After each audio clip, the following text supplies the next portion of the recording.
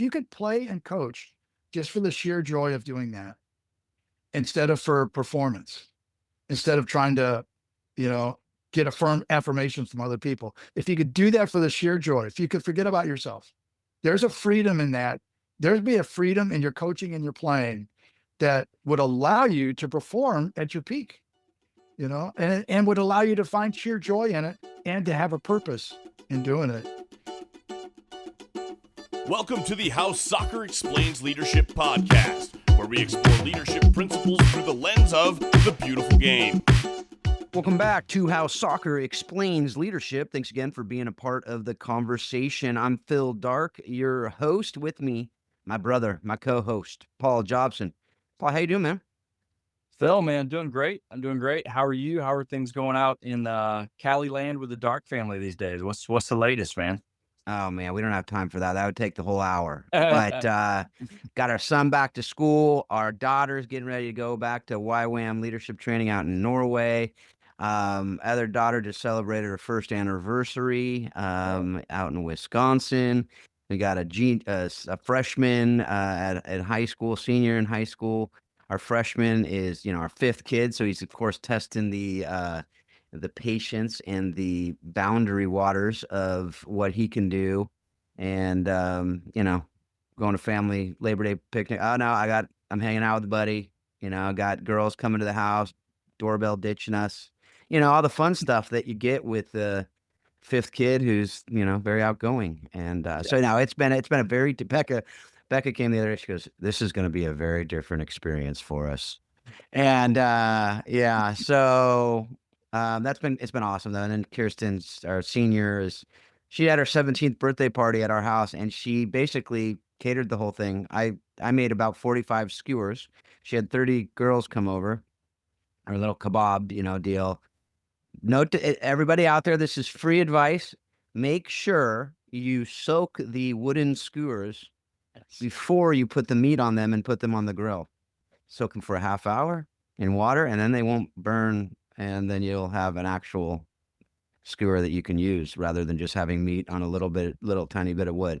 So anyway, it was fun. That was crazy. She made everything homemade. This kid is she is gonna either be a caterer someday or working something food wise, or she's just going to make an incredible wife and an incredible mother someday, which she's going to do anyway. But homemade, non-homemade, focaccia, homemade, like all these kebabs. She made her own cake, which was insane. Anyway, all that to say, it was quite the event. So that, that's Becca's, she retired from her PE teaching days, but she's going in today to substitute teach. So I don't know what she's going to be teaching a lot. She can't get away from the kids. She just so great with them. But anyway, that's kind of the little nutshell. I'm teaching again at William Jessup University, loving that. And awesome.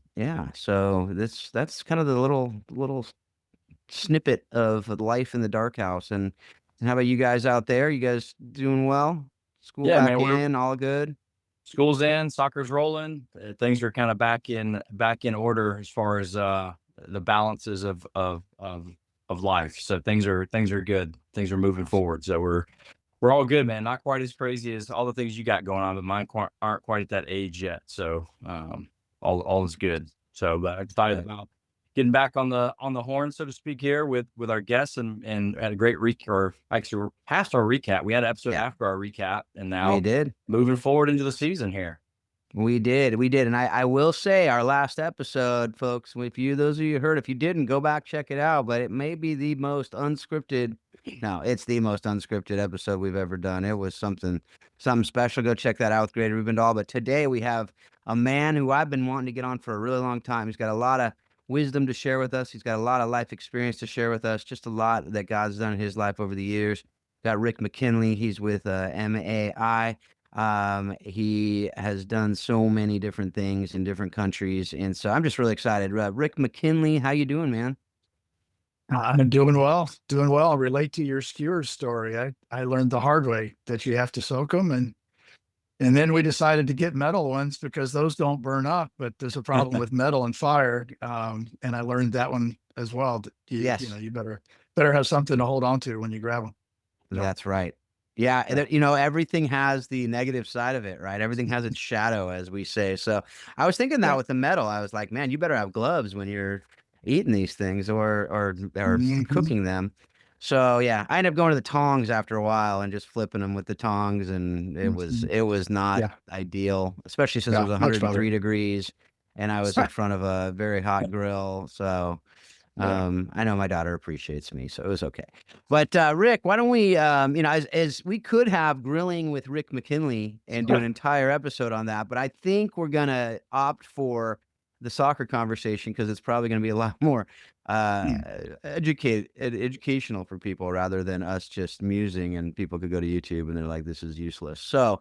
But Rick, how, we love to just start with a story, just can you just briefly share your story, kind of how you developed your passion for soccer and other sports. I know you have Mhm. other sports in your background, your ministry background, and just leadership, and how God brought you to where you currently are today. Yeah, sure. Be happy to. Yeah, I mean, sports has always been a big part of my life. Grew up as a preacher's kid and absolutely, probably shouldn't say it, but I hated sitting in church. And I was always in church as a little kid. I just couldn't sit still. I wanted to be out playing, and it didn't matter at that point what sport it was. I mean, grew up in Virginia and then Indiana. So, soccer wasn't around in the early 60s when I was growing up. So it was a lot of baseball, basketball, football. Certainly when I got to Indiana, it was basketball until I got cut from the basketball team. And then it became wrestling in high school. And that I'll mention that a little bit later because that was a part of my journey. But yeah, so anyway, I idolized sports heroes. I mean, that was just what I looked up to. It was the thing that spoke to my heart. And then God took me into the bookstore of a Bible college in the town where we lived when I was 12 years old. And this is going to sound corny, but it's just reality and it's part of my journey. But I remember the place I was standing when I discovered a record album that literally impacted the journey in my life. 67 old, that was 55. My math is correct, or my subtraction. 55 years ago, I remember where I was standing when I found this record album of the 1967 FCA, Fellowship of Christian Athletes National Convention. And that would have been right around 1970 when I found it. But, I consumed these testimonies. I mean, Paul Anderson, world's strongest man, Bobby Richardson, second baseman for the New York Yankees, Bob Richards, they called him the pole vaulting parson. Tom Landry, coach of the Dallas Cowboys, all these guys that were professional, were leaders in their fields, and they were speaking up about Jesus back in the early 70s, and we see sport and faith combined a whole lot more these days, which is great. I'm thankful for that. But in those days, to have these guys stand up and be counted, among those who followed God and walked with him, that was huge for a 12-year-old. So it really began to impact my life. And I thought, maybe I could do something like that. I mean, I was average athlete. I like to do a lot of different things. So when I was in high school, I wrestled, as I said, and wasn't very good at it. But I got cut from basketball, and there wasn't anything else to do in the wintertime in Indiana. So, but I had some success. Loved baseball. That was my first love. And then my family moved to Texas, to Houston, Texas, my senior year in high school, and everything had been going great. I'd made varsity, was doing well in high school athletics, and then we moved to a new school. So I'm the new kid in town, and turns out they didn't have a wrestling team, but they had an Olympic weightlifting team, and it just so happened the coach was a believer. His name was Sid Gilzel. I'll never forget. I've looked up, I've tried to find him, haven't been able to find him, but he had such an impact on my life that senior year. But then I tried out for the baseball team. Um, However, 2 weeks prior to that tryout, I was in a lifting event, competition, pulled a muscle in my upper back, and I couldn't throw a baseball from second to first. So you tell me, you're a high school baseball coach with a pretty successful program. You're in Texas, and you got a senior that's shown up. He's a new kid in town. You don't know anything about him, and he tries out for your team, and he can't throw the ball from second to first. What do you do? Well, yeah. Long story short, I'm sitting at a tournament, a preseason tournament, on the bench, and they got programs for the tournament, and my name's not in the program. That was tough. And the next Monday, coach called me in, and he's like, "Yeah, we're not going to keep you." And man, I was devastated. I mean, it just rocked my world. You know, it was my first love. But I mean, you're looking back at it as a coach now, and you're going, "Well, yeah, I understand. Here's a guy trying out. You don't know him. And I had a pulled muscle in my upper back. I couldn't even throw the baseball." So anyway, so yeah, I ended up spending time in this weightlifting club, and that was a huge lifesaver for me because I began to find some success there, and then went to college and began playing soccer. I knew the coach, knew of him. He had spoken in my youth camp, and really had a tremendous amount of respect for him. And so began to play soccer and just absolutely fell in love with the game. I mean, um, began to really work hard at trying to get good at this new game. But ended up playing all 4 years, and um, was probably what you would call a big fish in a small pond. I mean, went to small Christian college, but yeah, found a little bit of success there, and just fell in love with it. And back up just a little bit, because when I was 14, I just recognized my need uh, to be saved, or a personal savior. And so I began to follow Jesus at that time, and didn't know fully what it was going to mean. But so all through my sports journey and high school and college, was trying to follow Christ. Quickly through the events of my life, though, I'll come back to some of that other stuff. But right after I graduated, really had a heart to do something in sport, and found out that I could be a missionary and teach and coach overseas at a Christian school, soccer, basketball, and baseball. I mean, man, it was like it was gonna be amazing. So I went to Puerto Rico and coached for 3 years and taught physical education. While I was there, I got to work in baseball chapels, got to be a chaplain for one of the teams in Caguas. Had a guy by the name of Don Mattingly on our team. That was before he came to the Yankees. So if that starts putting a timeline to all this, it was a long time ago. But it was interesting. It was during one of my first chapel services I was sharing with the guys, and I was sharing from Matthew chapter 7 on the wise and foolish builders. I'll never forget that. I don't remember what I ate for lunch yesterday, but I remember that day. And I remember sharing that. And my dream had always been to play professional baseball as a young kid. You have those dreams and desires. And I'll never forget standing there, sharing the gospel, sharing the word of God with these players in the Winter League. And it was this God was saying to me, your dream was to be on that side of the room, and my dream for you is to be on this side. And it was powerful. It was like, don't know what all that means, but that was God's dream for me. And I really began to sense that. And so I came back to the States, went to grad school at Wheaton, got my master's, and even utilized my master's to have a concentration on coaching as a ministry. They didn't have, I know Baylor has, sports ministry. They've got some tremendous things going on down there, and a lot of other schools have it now, but there was nothing formal. I just tried to design everything, all my courses, to be thinking about what would it look like to coach as a ministry. And about the time I was finishing grad school, this team called Sports Life came through the Chicago area, and buddy of mine that I'd coached with in Puerto Rico was coaching the team. He said, "Hey, you ought to come out and see what's going on." And so I went out, and God just impressed on my heart, this is what I want you to do. And so I was able to have a opportunity to my wife and I've been married for a year, and before I go any further and make a stupid mistake and forget her, she's been a rock star. We just celebrated our 40th anniversary. Awesome.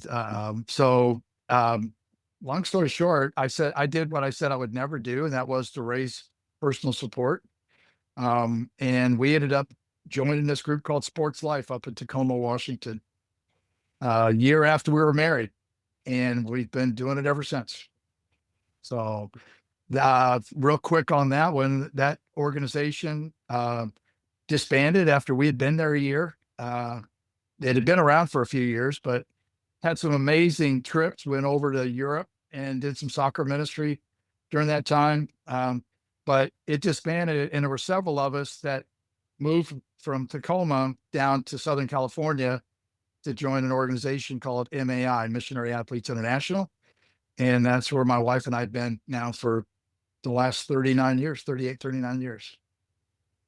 That's awesome. That's love hearing everybody's story, and that's probably one of the.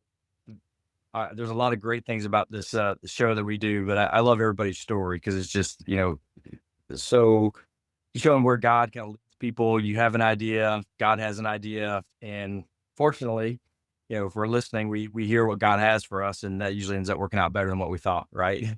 Yeah, absolutely. Yeah, I didn't see a lot of it coming. And then there are a lot of pieces I left out, but yeah, it's been awesome to see, how he's worked. Yeah.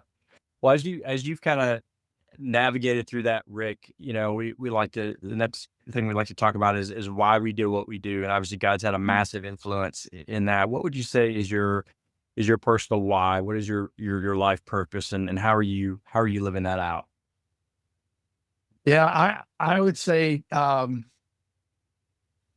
man, this is a pretty common phrase, but it's really come to life, I think, as the years have gone by. And my why is just to love God and love others, and to do that through sport. Sport provides that vehicle, and over the years, I've recognized that it's not about how much love I can muster up for somebody else, because quite frankly, that's tough to do in sport, when you're out competing. But it's about God's love and the fact that he first loved me, and that his love is perfect. And his desire in loving me is that I would be a channel for his love to go to other people. And so, learning how to look to that instead of going, okay, I got to have good feelings for this person, I got to love this person, but really understanding how deeply God loves me. And that's been a continual growth process for me, I think. The other thing that's really had a huge impact is that I've been blessed with several mentors and coaches along the way that have had a huge influence in my life. A couple that weren't so good. One guy that ended up in prison, actually. And once again, that's a whole nother story. But a lot of really positive, solid role models, and I recognized how powerful coaching can be in a person's life. The common quote that Billy Graham has shared, that a coach will impact, more young people in 1 year than many people will do in an entire lifetime. And it holds true, so I think that's been a lot about my personal why, and trying to live that out. And MAI has been a great organization to live that out in, as we've gone through the years. Let's dive into that a little bit, Rick. I want to hear more about MAI and our listeners as well. And if you can just kind of share with us just how MAI is. It's obviously like most of us that are hopefully living on mission. What we do is our life. It's also our work. It's our life's work, so to speak. But you can talk to MAI and how you're using soccer to make disciples around the world. I'd love to hear more about that. I'd love just for our listeners to hear more about that as well. Sure. I mean, organizationally, we started out in Southern California with the Seahorses. I think you had Dave Irby on here a while back. And I worked with Dave out there for about 4 years while we were in Southern California. And then in 91, the organization got the idea that we should expand to the East Coast. And so we ended up opening an office in Charlotte, North Carolina. And I didn't think that was for us. I was going to stay in California the rest of my life. I mean, believe it or not, back then, I loved California, you know. But it was also challenging too, because we were there for 4 years and we had 3 kids during that time and we had 1 car. And, so, from a family standpoint, it was tough. But we ended up moving with and helping to open the office in Charlotte. Um, Brian Davidson was the director at the time, and he went out there, and he was the guy that had recruited me to begin with. The guy I'd worked with in Puerto Rico, and so he directed that office, started our pro team, our professional men's team there in Charlotte in the old USISL, which is now the USL. But we moved out there in '91. And my role was primarily with college students. I had a real heart and passion for really seeing college students get serious about their faith. When I was in college, I'd done some things with Crew and with Athletes in Action, and it helped shape the trajectory of ministry for me. So it's always been a heart and passion of mine as well. So I would lead a lot of mission trips during that time. That was where I really developed that. Was in Russia about 9 times in the '90s. We were over there right after the Iron Curtain fell and working with a guy by the name of Carl Dampman, who, if you haven't had him on your show, you should have him on here. He's an amazing, amazing man, former U.S. Wrestling champion. But he's just been a real servant over the years. But we got to partner along with him and serve over there in the former Soviet Union in the '90s. And that really gave me a passion for short-term missions and what God could do during that time. Around 95, 96, I felt like God was leading us to expand further. And we weren't like opening a new office all the time back then, but felt like the Midwest and Chicago area was the next place. And I'll never forget going through a Bible study with my wife at church called Experiencing God. And Henry Blackaby, who wrote that, he has a phrase. He says, "Find out where God's at work and come along beside him." And as we began to research and pray about Chicago, it was obvious that God was at work. And so we ended up opening the Chicago Eagles office in '97. So that was MAI's third location. And we were there in Chicago in the Wheaton area from '97 to 2020. So 23 years.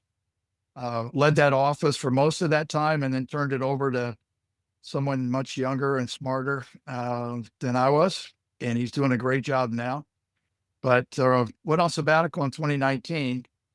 And that was when God was saying, okay, you know what? It's been a great run, but it's good. You can move to the next part of your journey. And so in 2020, we moved back to Charlotte, where we live now. And I work out of our international office there, and I oversee our international mission trips. I counted one time because I hadn't kept up with it, but one time I was curious, and I've led right around 50 mission trips during this time, and to about 30 different countries. And yeah, my heart continues to be for that, as well as for coaches. We have a ministry we call Coaching on Mission. That's a part of our ministry now. As well as we do international trainings. I just got back from Sri Lanka and Bangladesh, where we went to train. We trained about 90 coaches that work with one of our partners in those 2 countries. And they'll go back now and start teams. We found out that several of the coaches are cricket coaches, not soccer. But that's all right. I learned a little bit about cricket while I was there.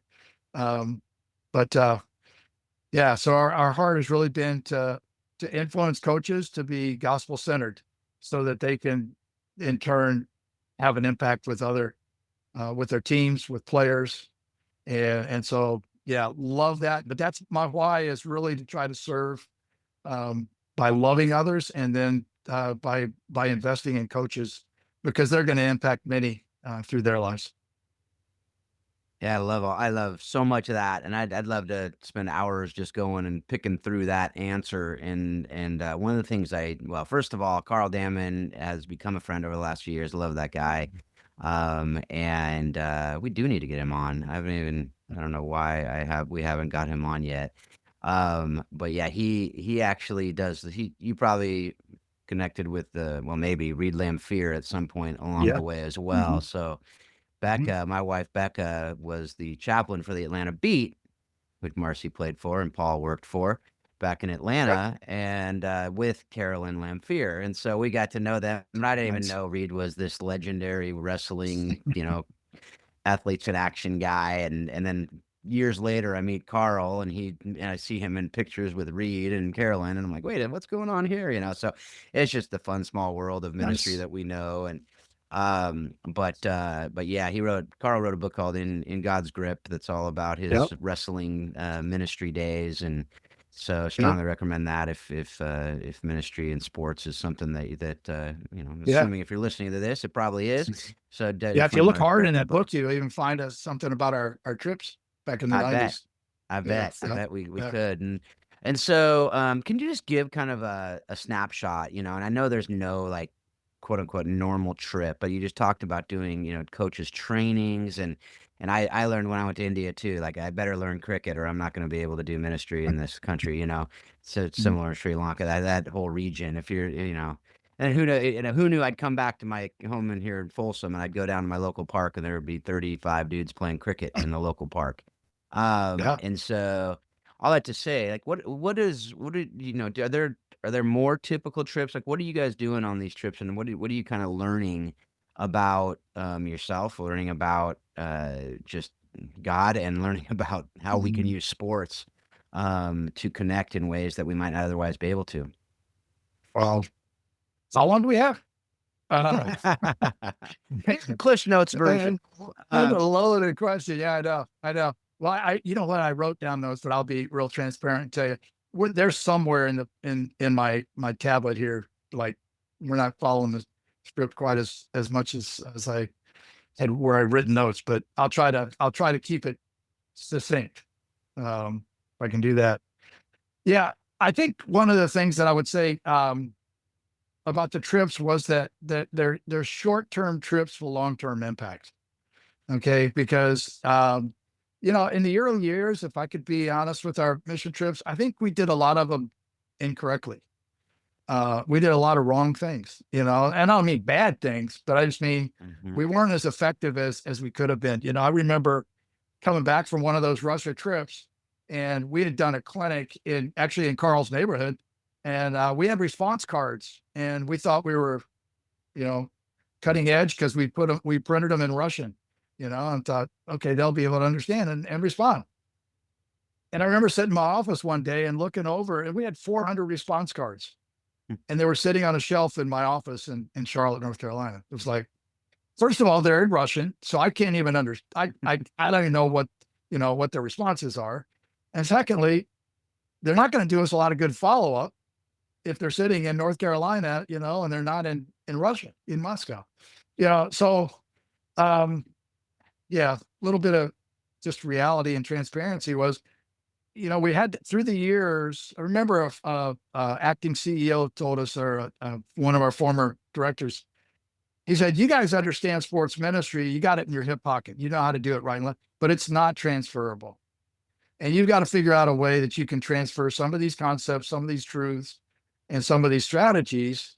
And so, I would say in the last, what are we at, 2025? I would say the last maybe 25 years or so, we've really worked to do um, a much better job at thinking long longevity and sustainability in what we're doing.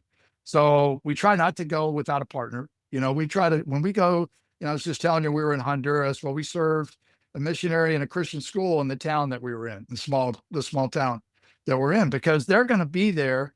And we connected them more with their community, reinforced what they're already doing and saying. And then, they can carry on and follow through with it. So whether we're doing playing soccer matches and then sharing the gospel, either at halftime or one-on-one after the game or sitting around, a lot of times we'll play in tournaments. So we're at a tournament all day long. So you're rubbing shoulders with the guys from the other teams and, just bringing up questions, and asking questions and then looking for those opportunities, those gospel conversations, so that you can share who Jesus is in your life, um, do a lot of camps and clinics with kids and have a lot of fun with them, and so, we've, through a combination of those things, spent a lot of times in the soccer community, and I remember thinking for years, soccer felt like, it was an unreached people group, for so many years, because there were so many people that were outside of the church, but you go out to the field and you can have an opportunity to show the love of Christ, through the sport. We were able to work with a guy named Baltazar who played for the Brazilian national team back in the day, and we got along really well because I think we were born in the same year, but he had played for the national team and was doing ministry, doing some great stuff. And I'll never forget him talking about how the value of partnership. He said, we've been working with that one group, with that coach, to try to get him into the church for years, and he wouldn't come. You come and play in a tournament, and then we invite him to a service that evening, and he comes, and then, it had an impact on his life, Lord willing, for eternity, but he said that partnership is so critical in working together. So when we go on these mission trips, we want to go and serve. We also want to go and serve the strategies of the local community, and what they're doing. Sometimes that's an initiating sports ministry, because I'll never forget, in Rio, we were working with the church back in 2007. We started working with this church, and it was really great. We shared. They didn't have us doing anything with sports ministry when we got there. It was through the Pan Am Games, and they had us passing out water and doing some nice things. And we shared. We said, can we kind of share a little bit about what we would typically do on a trip, where we would, through soccer, we'd connect with people and play matches and build relationships. And I never forget, one of the youth leaders started crying. And I thought, oh boy, we've really screwed up. We've insulted them, embarrassed them. And she said, first of all, I'm sorry, we didn't quite understand. We can change the schedule. And, if place like Brazil, yeah, you can adjust, and that's great, as long as you're flexible, So she said, we can change the schedule. We'll make it more like but she said, the other reason why I'm crying is this is the kind of thing we've been praying for years, because our church is so focused in on itself instead of reaching out to our community. And this is a way we can do that. And the pastor came up to me after we had been there 2 years. We went back and followed up on what we had done. He came up and he held his arm up to me, and he goes, what we need is a transfusion. I was like, man, he gets it. And what he was saying was, he said, we need you to instill in us the strategies and the truths that you're sharing with us so that we can do it ourselves. And it was absolutely right. And it was such a blessing. After 2010, we'd gone there 4 years in a row. And that youth leader, who's now a full-time missionary in Japan, by the way, which is pretty awesome. She said, you know what? We don't need you to come back. We love you. We've started our own sports ministry. We want you to go now to this next place where you can initiate something new for them so they can start something, And so a lot of times when we take a team, our objective really is to love and to serve those that we're partnering with, and to really encourage them. I was blessed to be able to team teach a sports ministry class back at Wheaton when I was living there. And man, some of the stories that came out of that about how sport was used behind the former Iron Curtain to literally impact the leaders and literally change the nation, and I'm just going to leave that there because that's another long story. But it's like God has been taking something like sport, and in particular soccer, I believe, and allowing that to build relationship and to impact lives all over the world. And so I went to a village in Ethiopia in 2007 as well. That was a busy year. But I remember we drove 3.5 hours to get out to this village. And they had told us it was going to take 20 minutes, but took 3.5 hours later. I've been there. We're driving. Been there. Yeah. Yeah. And so we get to this village and we pull in, and right in the center of these huts with grass roofs and thatch roofs and everything is a soccer field made of trees that were cut down right in the middle of the village. And these kids came running up to us and they're wearing, Juventus and Real Madrid and, Manchester United shirt. I'm a Liverpool fan, so it was hard for me to admit that they were wearing Man United shirts, but they're wearing all these jerseys from the Premier League. And I mean, we are as far away from civilization as I've ever been. And I'm thinking, how in the world do they know? But yet, through a simple game and a ball, you can go to a community, to a culture, and build a relationship where you can share the love of Jesus. And then we don't change the lives. That was, I would say, the other thing that we learned along the way too. Like, I think we knew it in our heads, but sometimes we acted like we were the ones that were going to change people. We were going to be, earth mover, or change the world. And it's really not us. It's the Holy Spirit working through us, and then trying to be faithful just to share who he is and to share that love so that people will be drawn to him.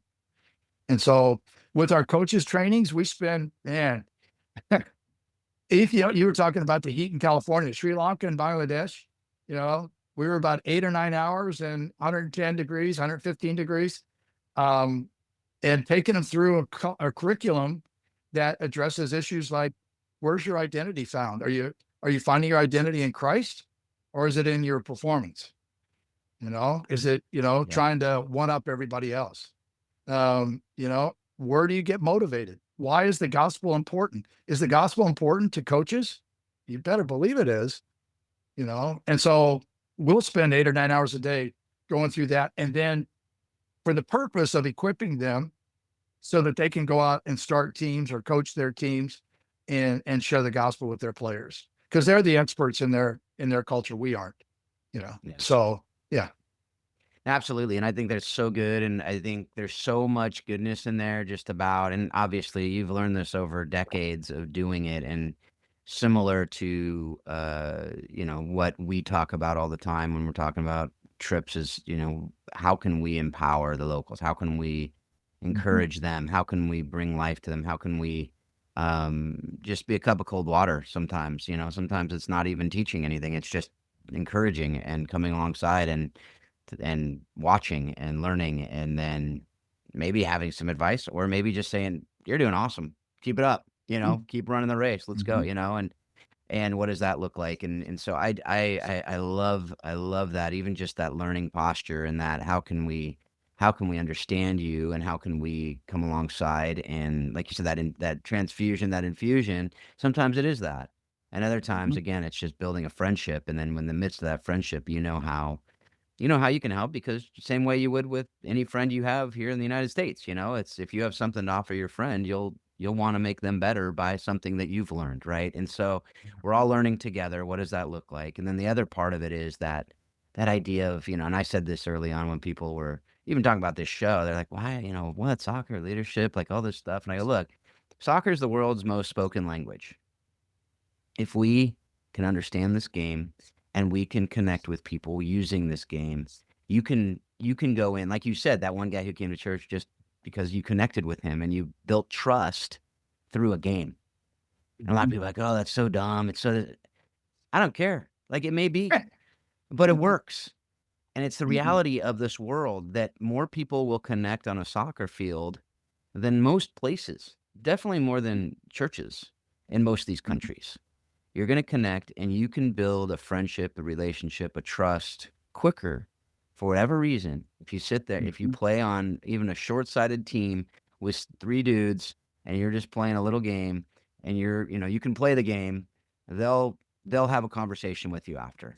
Or if you just go up to 3 guys and say, hey, how you doing today? They'll be like, who is this weirdo, and why is he talking to me? Most of the time, right? Especially in a big city. Like, you just don't do that. But you can go play. And same way with basketball in an inner city, or these different sports in an inner city. Like, you can come in and connect. But soccer's played everywhere, and people love this game everywhere. So how can we use it for the kingdom? I love hearing all that. What do you think, Paul?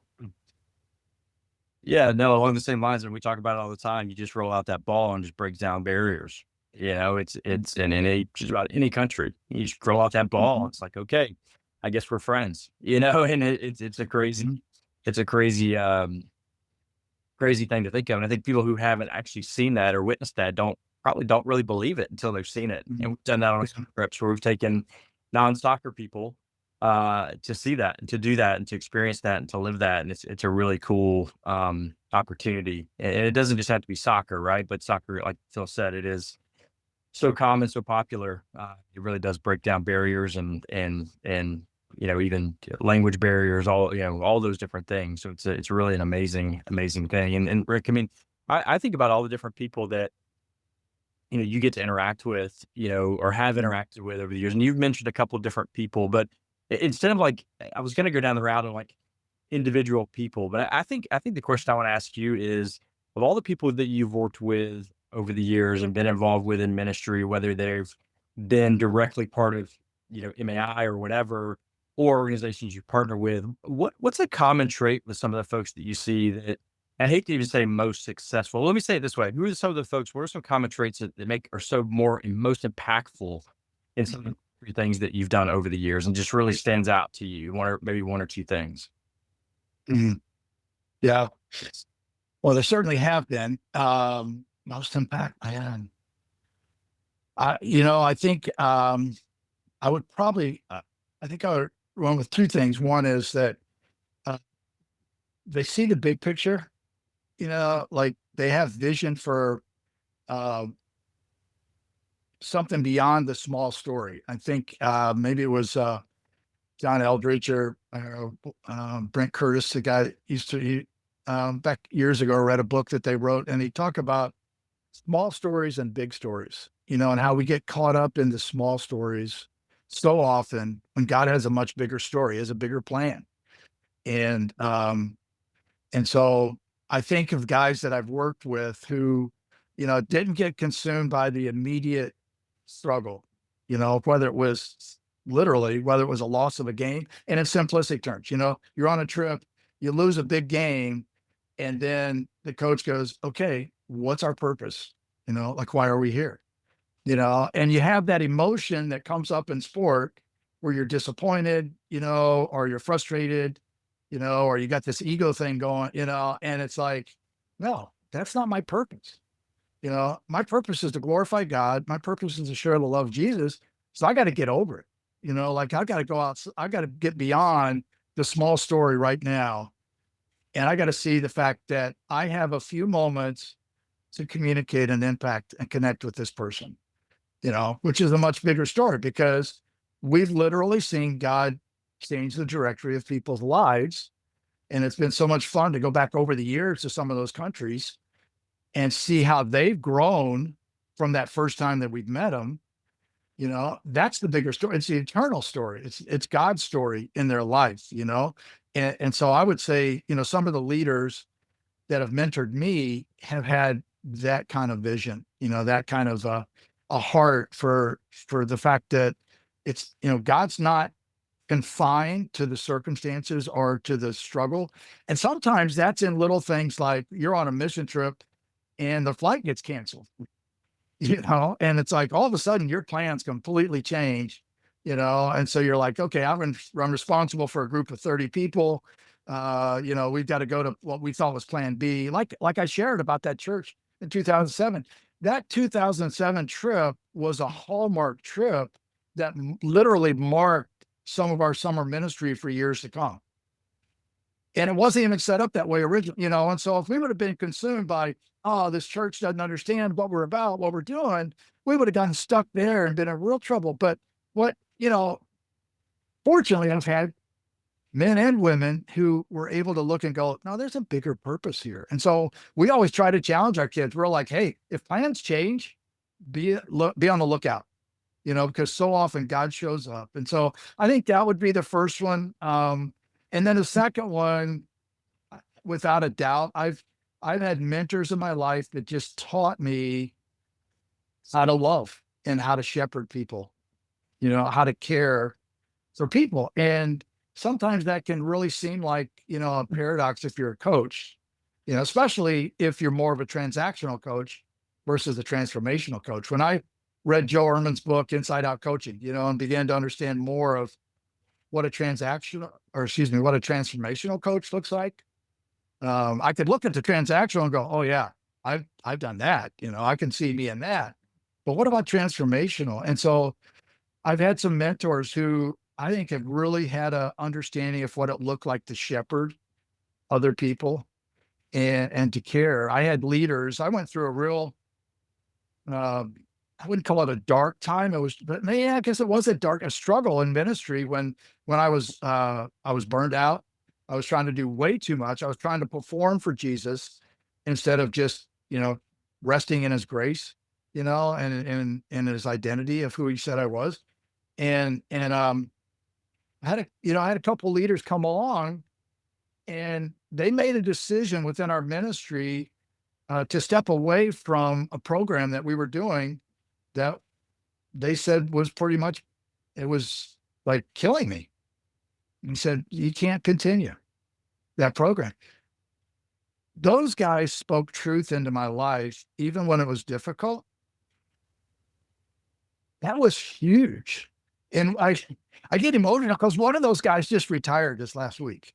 And I was able to work alongside of him, but he's been a shepherd for years in my life. And we even went back, we had breakfast together and went back and talked about some of those difficult decisions, and the journey. But yet it's been through those painful moments, or those times when, we had to make a change. And it wasn't like my plan, but it was God's plan. And to have shepherds to walk with you, Psalm 23 talks about, even though I walk through the valley of the shadow of death, I will not fear because you're with me, and I don't want to try to be so dramatic as saying I was going through the valley of death, but I was burning out in ministry. I would try to overdo it, trying to be all things to all people and ignoring my wife and kids, which was horrible. Fortunately, they forgave me, and God got me right back on the right path. But it was through guys who were shepherds who said, hey, I'm going to walk with you through this because I believe in you and I believe in what God wants to do in your life. So I would say leaders who have perspective, they can see big picture over small picture. And then shepherds, mentors, guys who really care. And ironically, my wife and I are out of town right now. We're at the home of a guy that discipled me right after I became a Christian. I was 14, 15 years old. He was a weightlifter, was with FCA and did some stuff with Athletes in Action. He was on staff with them. He mentored me over 50 years ago. And we see each other. We spend time together 2 or 3 times a year. I wish it was more. But outside of my parents, he shaped me more than anybody else in my life. And I'm doing this podcast from his house because we're with him for a couple of days. And so those guys have been powerful. And so I think that's part of what burns inside of me to say, I really want to invest in coaches because I know coaches that can invest in their players. And when you start seeing that happen, their little community, it's their little congregation. And when they start catching a vision of how important culture is and how important biblical values and how you can teach that, whether you're in a sacred or Christian or secular society or community, when they recognize what they can impact, how they can impact their players' lives, then that's going to go on for generations. So. Yeah, I love that. And I talk about that all the time, that multiplicative effect of a coach. We can do addition or we can do multiplication. And I don't know, honestly, the amount of multiplication that can happen through a coach when they see their role for what it is, especially coaches that have rotating teams throughout the years, whether it's club coaches or high school coaches or college coaches. They're continually getting more people over the years. Pro coaches are too, but it looks a little different and it's a different relationship as well. Typically, it's just real quick on that, Phil. Sorry, it was funny. I was coaching in a club up in Illinois that allowed me to take 3 teams from U12 to U18. So I got to see these kids all through their adolescent years. And I know, and I understand the value, like how you switch coaches from year to year, or you switch teams. I get that, but I felt incredibly blessed because I watched these boys grow up and walked them through high school. And man, the relationships and from a ministry perspective, those are some of the richest experiences of my life, investing in those young men. Absolutely. So anyway, yeah. Oh, 100%. I see it with my kids too. It's just the coaches that invest versus the coaches that don't. And you see it's such a massive difference. I mean, one of them I just had lunch with the other day and he goes, Mhm. I said, "Thanks for loving my kid so well." And he goes, "I'd do anything for that kid." Oh, yeah. He's like my little brother and or Mhm. nephew, depending on what, he's like 30 and my son's, 14. They become, if we need him to drive him to a game an hour and a half away, he drives him. And he goes, we talk the entire way, just about, and to Mhm. have that trust, but also, it takes time, to have that person investing in your kid to the point where Justin's one of the top players on the team, and the coach, he wasn't doing well in school. And so we called the coach and we're like, "Hey, listen, Justin's not doing well. He's getting some C's and we know that's not him. Mhm. So I know this weekend's a big game. So next weekend can you just tell him he's got to sit because he's got to get his grades up?" He goes, "No, he's sitting this weekend." He says, and I don't care what Mhm. game it is. His future is much more important than this game. He was like 12, Yeah. and Wow. he says, he goes, and not only can he not play, he has to show up in street clothes and he has to sit the bench the entire time in his street clothes, knowing he will not go into that game because that will have more, and it was like to have people that are with you in Mhm. this and to be that coach. What does that look like? How can you do that? And, to see it from the other side and go, "Oh, man, how it feels as a parent to know Yeah. that someone's on your team pouring into your kid in this way, and particularly when the kid doesn't have that at home, or when that kid doesn't have the support or doesn't have, Christian family or whatever. It's Mhm. a different animal as well. But all right, well, as we're coming down to, I know this always goes so fast on these interviews, but Mhm. we have a few more questions. But I have a question. We always have this defining moment question that we had on the outline, and I definitely, if I'm going to give you a choice. You can choose your Mhm. own adventure here. And you Mhm. might even blend the two together. But, do you have a defining moment in your athletic career that has taught you lesson? And how are you using that? And it may be the same lesson or similar lesson to one that you would love to go back and teach your 25-year-old self. Mhm. So, is there a lesson that you have that you're like, man, I wish I knew this when I was a kid? Or Mhm. something that you learned that you're now using. I'd love to hear, kind of how you, and if you just want me to choose which answer question you gotta answer, that's cool too. But I just thought I'd throw that out there to you, and I just wanted to make sure that you had that opportunity to be able to share, kind of what would you like our listeners to know? If there's like one Mhm. thing or a couple things like, hey, this is something I've learned that is Mhm. so important. I'd love to hear that from you. Okay. Yeah. Well, I mean, I shared about getting cut, in high school, my senior year, and for some reason, it seems that God's often worked through the challenges, the disappointments in life, or the brokenness. Um, yeah, 2006, took a team to work alongside of Athletes in Action in Germany for the World Cup, and we were. I was supposed to be coaching the team. I don't know, probably what was I? I was in my 50s, I guess. Right? Yeah, I was getting kind of old, but I was still playing a little bit. Just kind of weekends and such.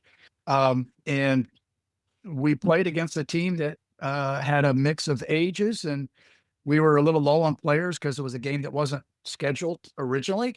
Once again, flexibility, and so I decided to play because we were low on players. Let one of the other staff guys coach, and I'll try to cut to the chase real quick. But um, second game was going great. It was a perfect night. The pitch, obviously, like a lot in Germany, was beautiful. Second half, I reached out for a ball, and my cleat caught the ground and got stuck in the ground. And the rest of my body kept coming after it, and just snapped my right ankle severely. I mean, shattered the outside and dislocated the inside about an inch and a half. They brought the ambulance out on the field. Was rushed to the hospital, and they did some looking and said, if we can't reset your ankle, we've got to do emergency surgery tonight. Otherwise, you're going to you may lose the foot.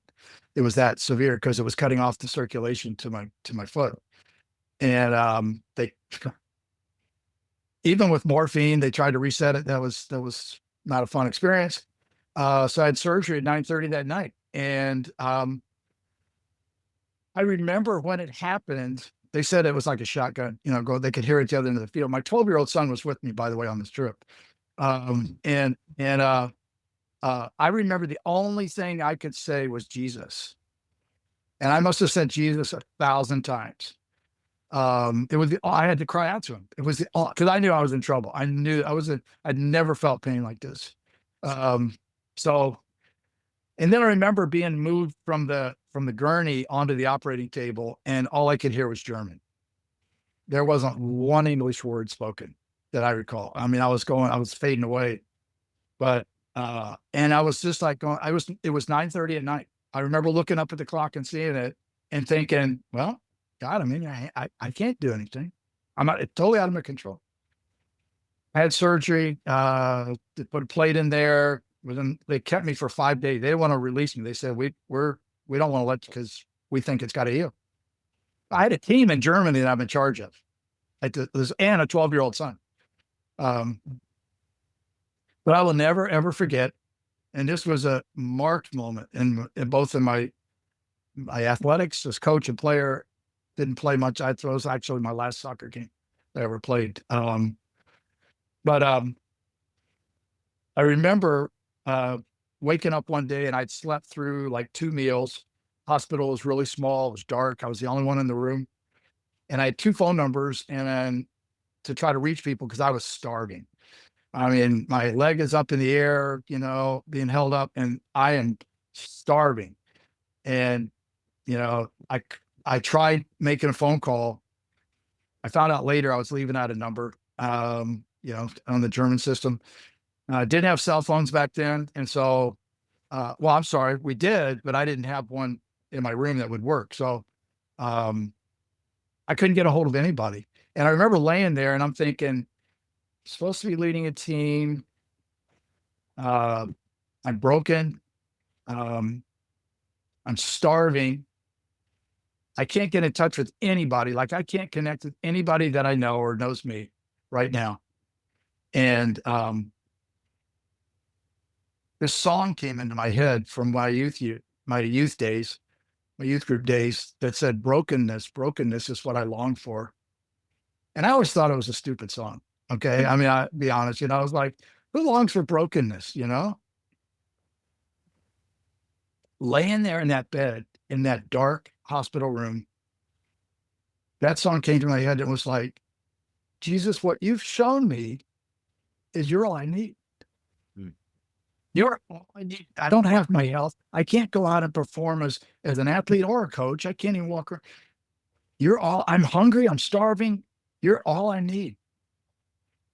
And I realized at that moment, after being a Christian for many years, I realized at that moment that he was enough. He's enough.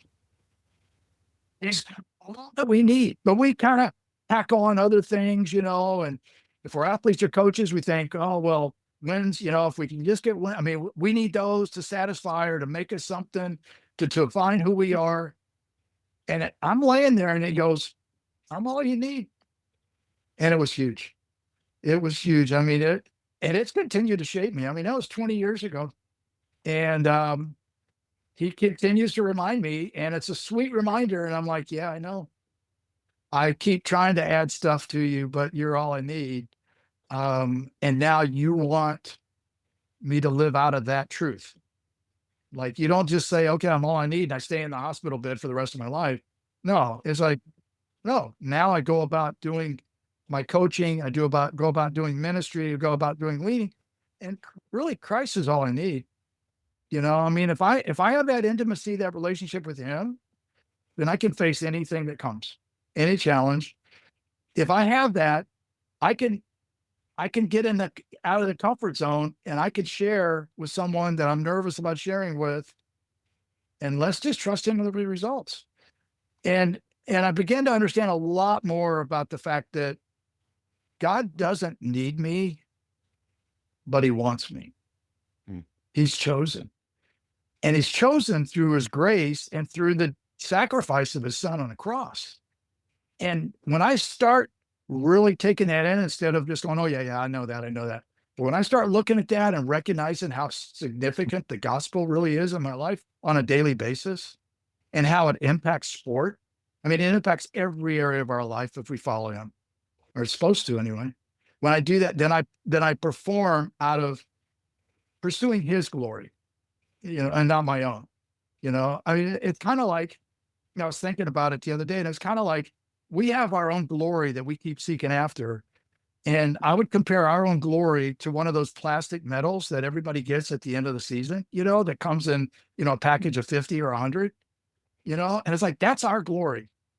And God's glory is the actual gold medal, the Olympic medal, or whatever tournament, the World Cup. I mean, but it's the real deal.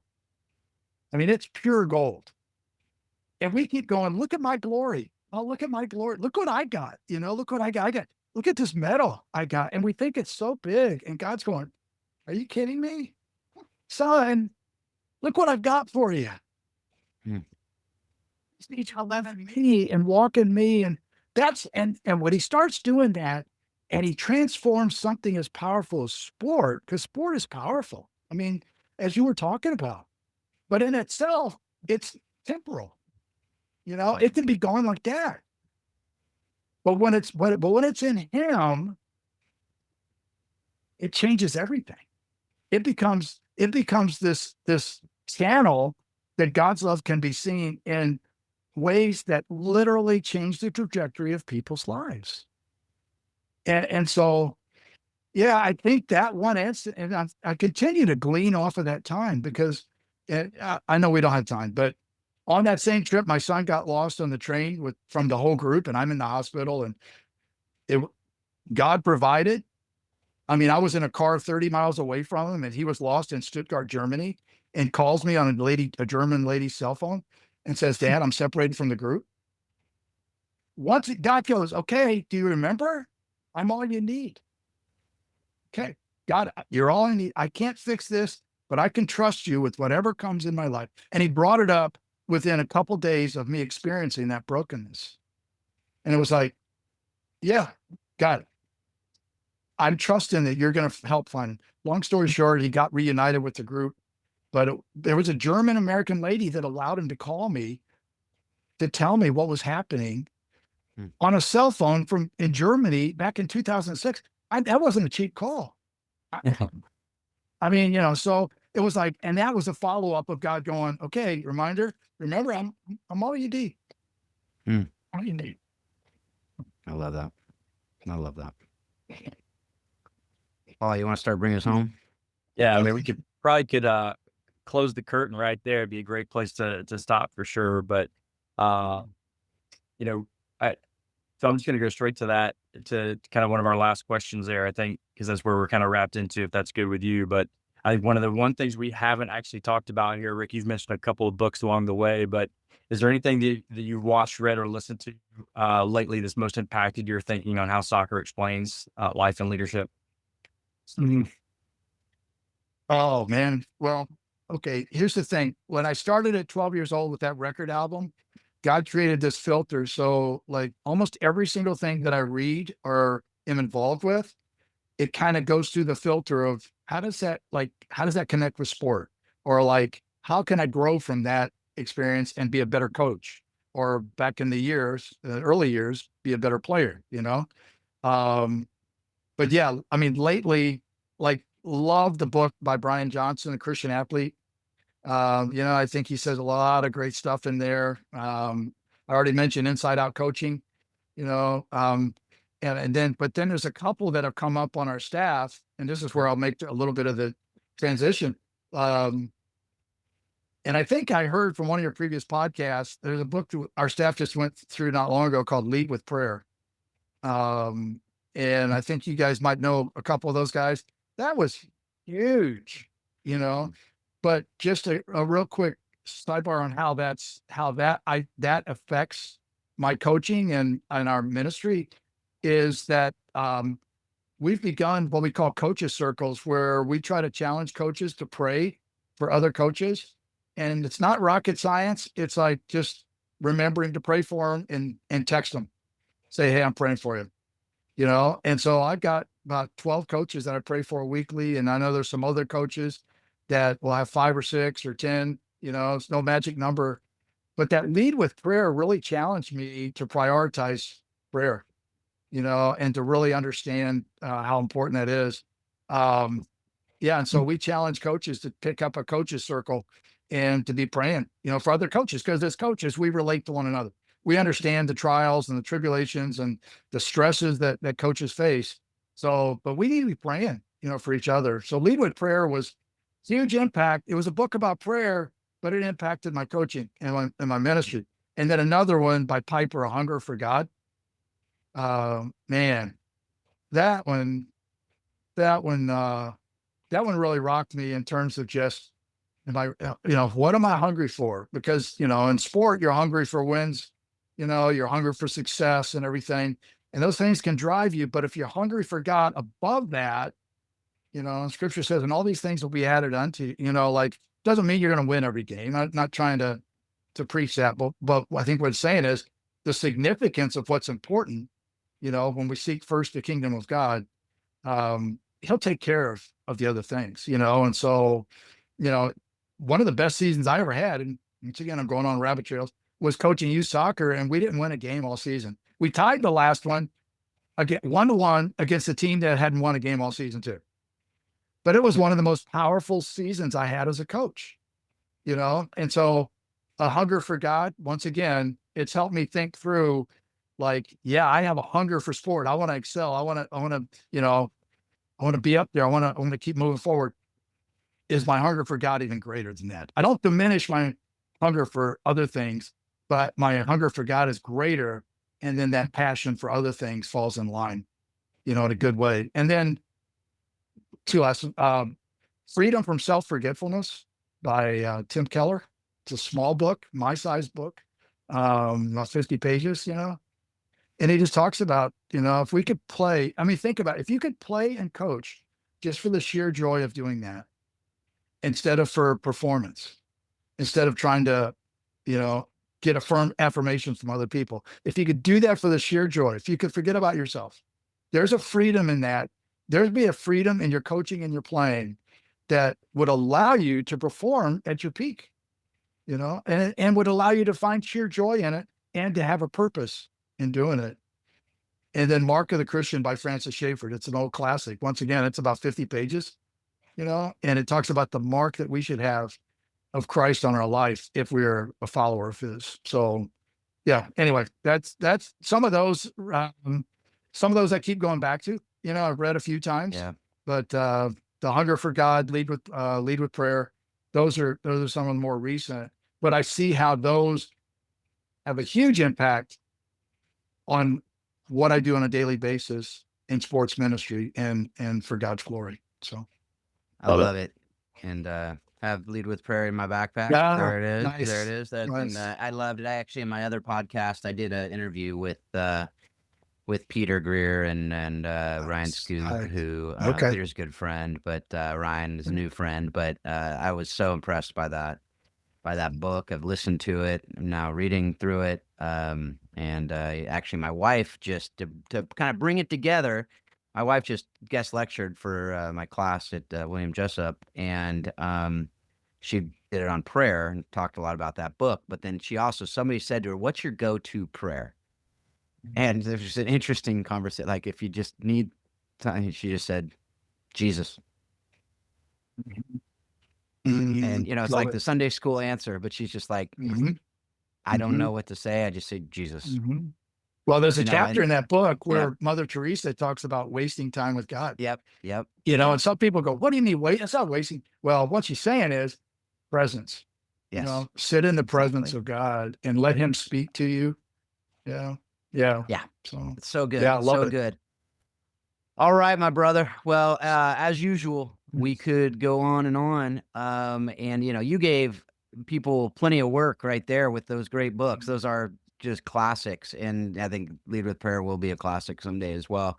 But folks, there's so much goodness in this interview. Hopefully we'll be able to get you back on. I want to hear some of those stories that you're like, oh, we're going to leave that on a shelf. And I'm like, well, I want to go to that shelf. I want to hear. We did that with Horace Richardson. Remember that, Paul, where we had Yeah. Horace to come on and just share stories from his 50 years of coaching. And Yeah. Dave Irby shared some stories. You can go back to that, folks, if you want to hear some kind of ministry and sports stories. He gave some in that interview as well. I'll link to both of those interviews. Very different interviews, but just fun stories. But I'd love to get you back on it to have some of those conversations too, Rick. But thank you so much for taking the time, and I hope you have an incredible time there with your mentor. What a great treat, and to be able to share some of those stories while you're in his house. I love that, and so Yeah, but thank thank you. Hey, Keep up the great can work. I just say Oh, of course. one last? I'm sorry, I brought out a shout out for my wife. Our 4 kids and 10 grandkids that we have now. I would not be doing what I'm doing, without them, without their love, and especially my wife, who has put up with a ton for 40 years now. I mean, our trips used to be 3-4 weeks long. When we did a mission trip, we'd be gone for an entire month without phone calls, without cell phone, and Yeah. she was raising 4 kids, during that time. And so the reality is it all boils down to the fact that God brought somebody to stand beside me and to be my rock over those years. I'm deeply grateful. Yeah. Amen to that. I think Paul and I can relate to that for sure. Absolutely. I think we all married up. For sure.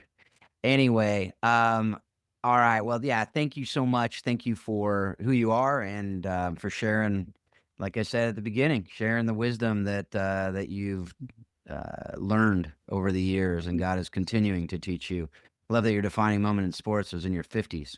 I hope I don't have a defining moment like that in my 50s.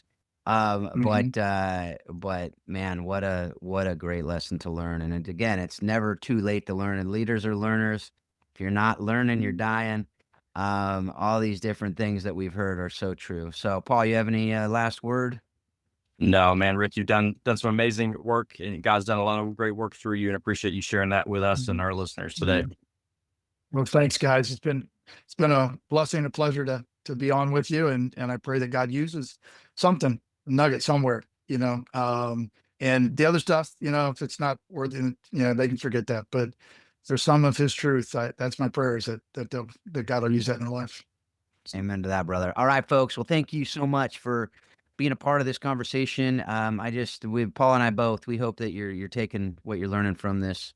And as Rick said, using it to help you grow, help you learn, help you be better in all that you're doing. If you want to learn more about Warrior Way and what Paul and Marcy are doing in Waco, you can check that out in the show notes. If you want to connect with me about DISC or any of the other things we've talked about on the show, you can. My email's there in the show notes. As always, we hope that you're taking what you're learning and you're using it to be a better coach, a better spouse, a better parent, a better leader, better player, better in everything that you do, and continually remind yourself that soccer does explain life and leadership. Thanks a lot. Have a great couple weeks.